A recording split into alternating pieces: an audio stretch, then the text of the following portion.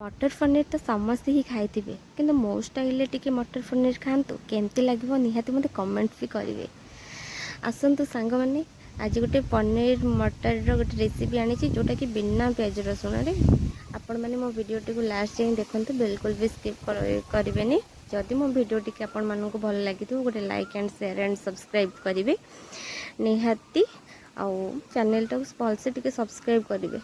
बहुत दुख ही मुझे कहूँ friends welcome to my misty kitchen house. देखंतु मटर पनीर पे मु सब किछि रेडी करी रखि देछि। देखंतु पनीर टाको भी मु काटी के रखि देछि भल भाबरे।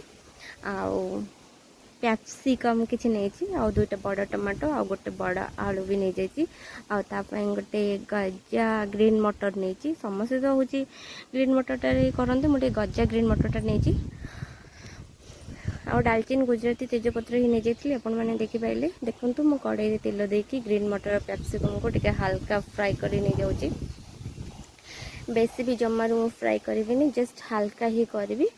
आपण मैंने मो वीडियो को निश्चय देखो जमा स्किप करेंगे। मोर भी बहुत मन दुख हम जब स्किप करदे।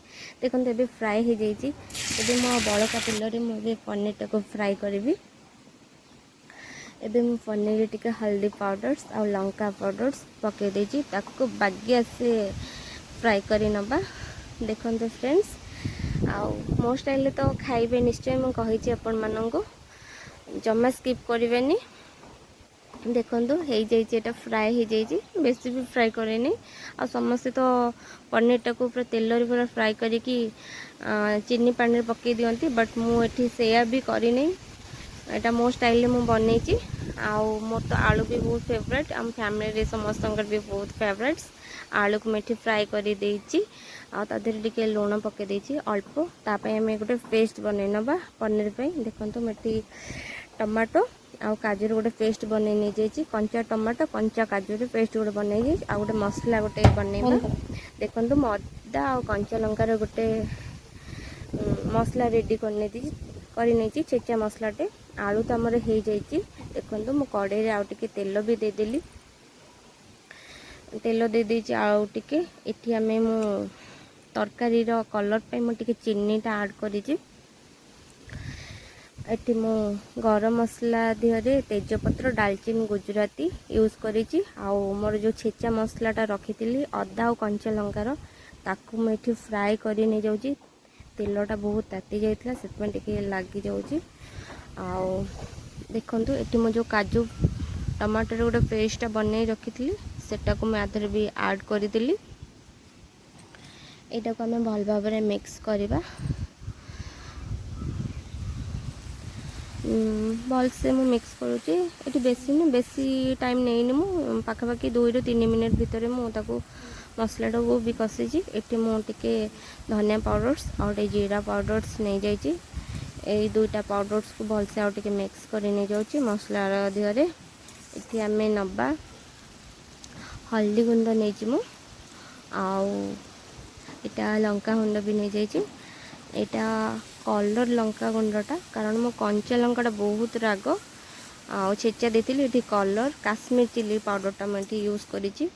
आपण मैं जति राग खाइबे से अनुसार रागटा देबे।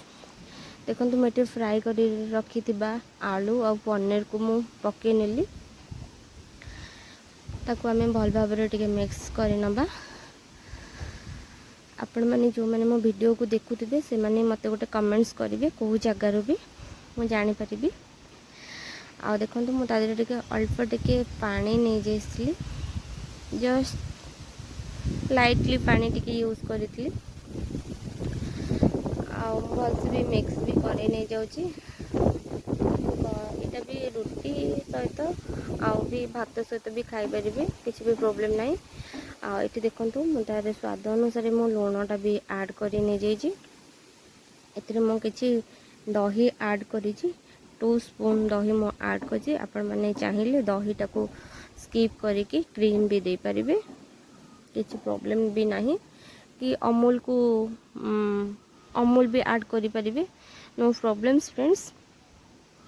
आपणको मानकर चॉइस बनेबे किंतु मु एटा मो स्टाइल रे करिछि जेहेतु मु आपण मन स्टार्टिंग रो कहि आछि मो स्टाइल टिके पनीर मटर खातु केमती लगे निहाती कमेंट्स माध्यम कहे स्टार्टिंग रू कही देखु मुझे पनीर मसला भी ऐड कर देती एटी आम फ्राए करी रखि ग्रीन मटर आउ कैप्सिकम गजा ग्रीन मटर ही यूज करी मु एथिरे आपण माने भी से गजा ग्रीन मटर यूज करेंगे जदि मो टाइप रे रोसे करने को चाहते कि एटा को आम भल भाव में मुझे फ्राए भी कर आदर मु अल्प किछि परिमाण रे पानी देउची बेसी पानी दबानी जस्ट हल्का हल्का पानी आम देबा एटा भल भाव में मिक्स करके ताको टिके फुटीबा पई भी छाड़ी देबा एटा आपण माने भी लंच रे और डिनर रे भी ट्राई करि परबे किछि भी प्रॉब्लम नहीं पनीर तो जहाँ भी पनीरटा टी मीठा आसवा दरकार मुझे मीठा पे चीनी नहीं जाइली फास्ट कि तेल रे मु चीनी नहीं से कलर पे ये मो मीठा पे चीनीटा ऐड करी आम देखो भल भाव फुटी जाइए तरकारीटा रेडी हो जाइए मुझे गरम मसला पकई भलसे प्लेट को बाहर कर नहीं देखो धनिया पत्रटा गार्निशिंग करुँची रही जय जगन्नाथ।